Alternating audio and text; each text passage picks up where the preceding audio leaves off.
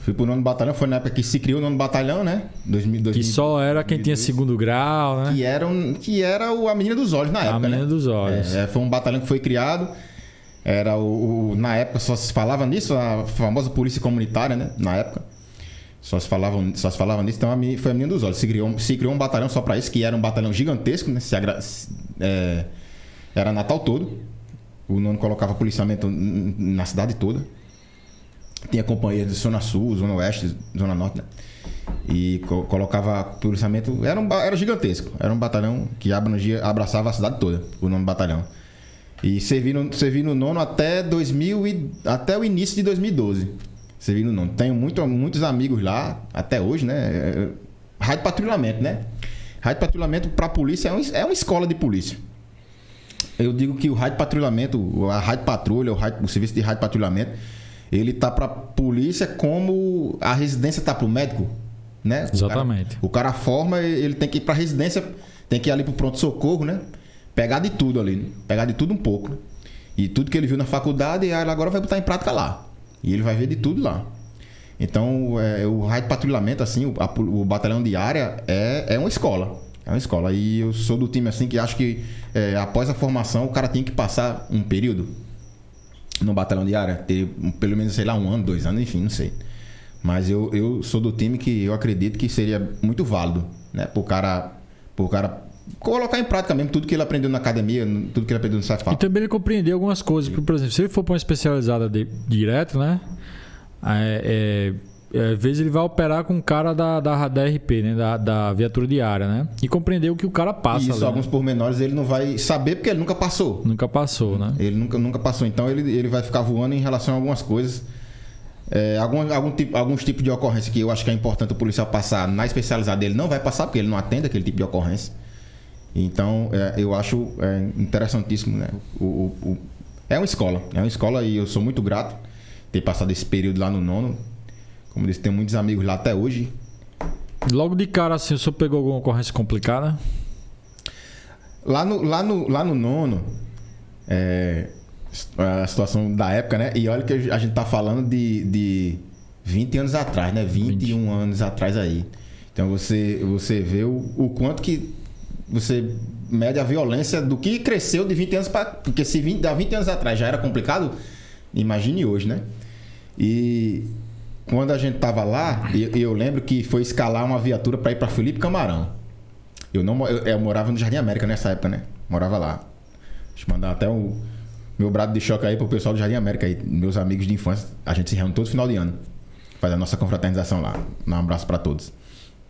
E nessa época eu morava no Jardim América e cheguei no batalhão. Nesse dia eu cheguei até... Passei 5 minutinhos lá, cheguei atrasado. E tava o burburinho, né? Lá no 0. Burburinho, por quê?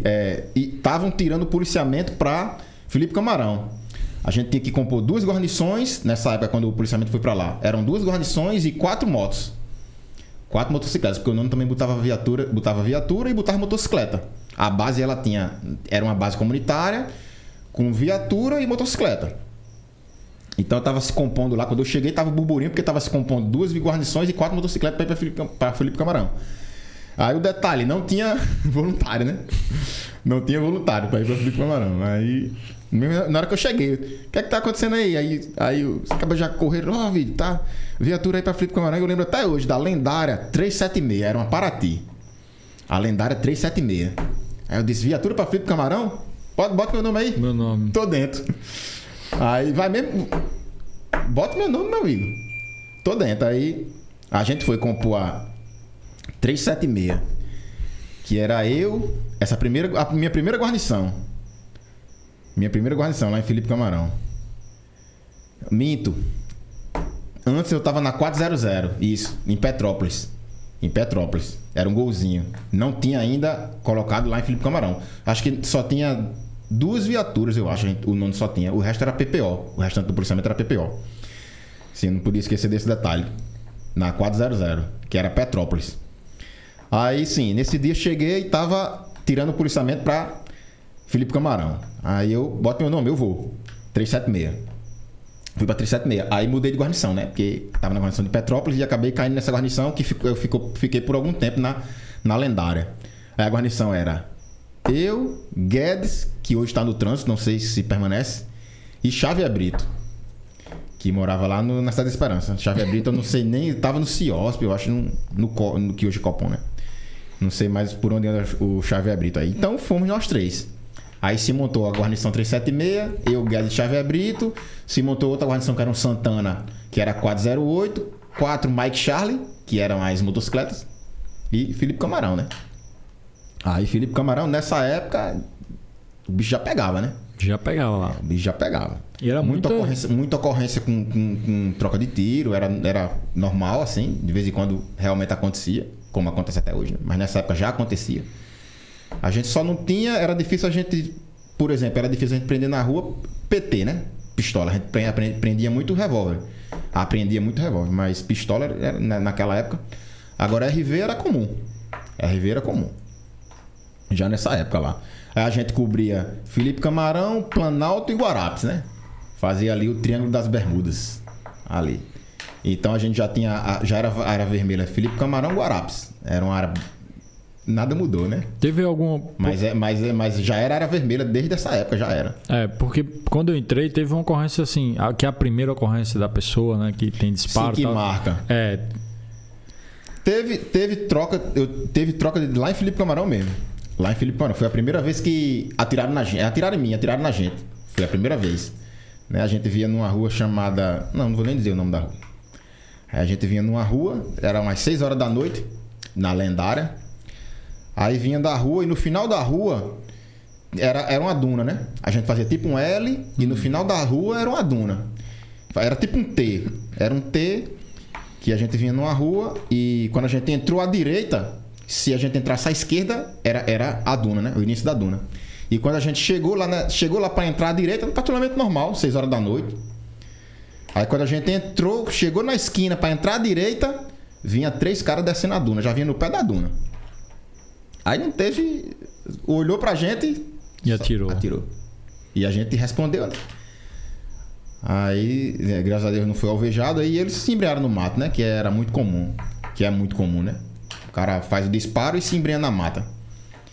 Se embrenha na duna, na mata. Aí ele fez o disparo, correu, a gente revidou. Mas aí foi a primeira vez, né? Foi a primeira vez que eu disse, o negócio é sério. O negócio é... não é de brincadeira, não.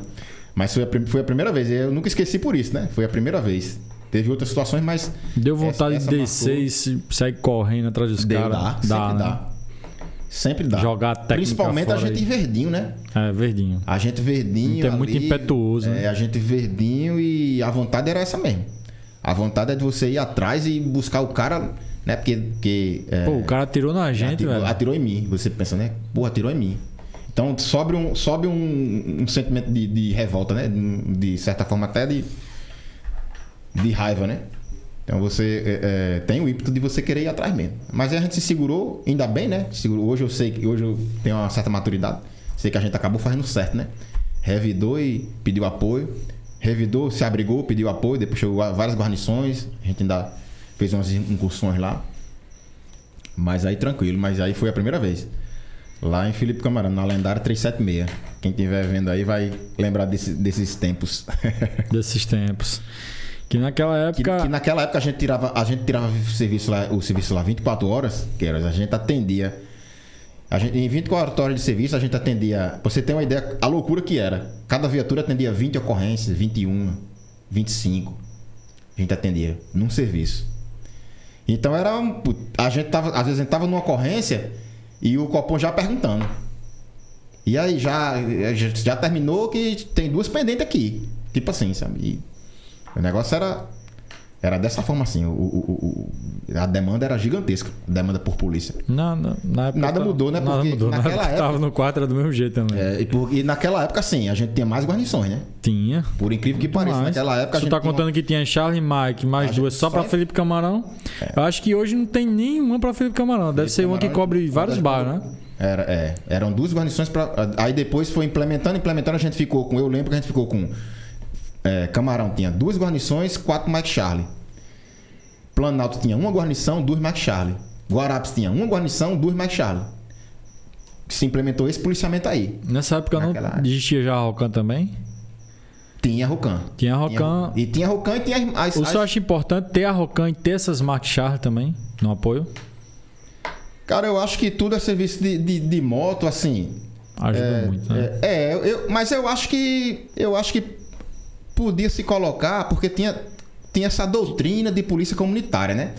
Aí a Rocan tinha a doutrina dela, vamos dizer que a Rocan tinha a doutrina dela. É uma especializada, né? E as Mark Charlie eram um apoio para a base, vamos dizer assim, que eles era justamente para dar suporte ao pessoal da base, ao policiamento de base. Chegava um interessado numa ocorrência na base, para dar o próprio apoio, o suporte ali de segurança para aquele cara da base.